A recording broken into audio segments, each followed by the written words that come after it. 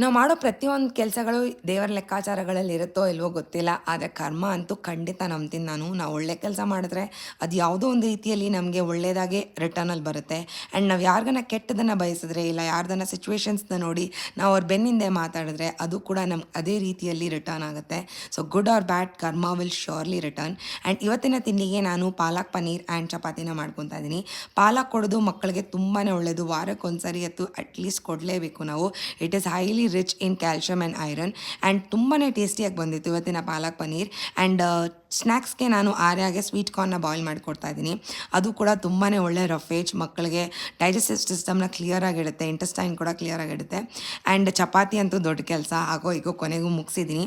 So tasty yummy breakfast and lunch pack ಮಾಡ್ಕೊತಾ ಇದ್ದೀನಿ. ಇನ್ನು ಯಾರೆಲ್ಲ ನನ್ನ ಚಾನಲ್ಗೆ ಸಬ್ಸ್ಕ್ರೈಬ್ ಮಾಡ್ಕೊಂಡಿಲ್ಲ ದಯವಿಟ್ಟು ಸಬ್ಸ್ಕ್ರೈಬ್ ಮಾಡ್ಕೊಳ್ಳಿ, ಲೈಕ್ ಮಾಡಿ, ಶೇರ್ ಮಾಡಿ and do subscribe. Thank you for watching and have a good day.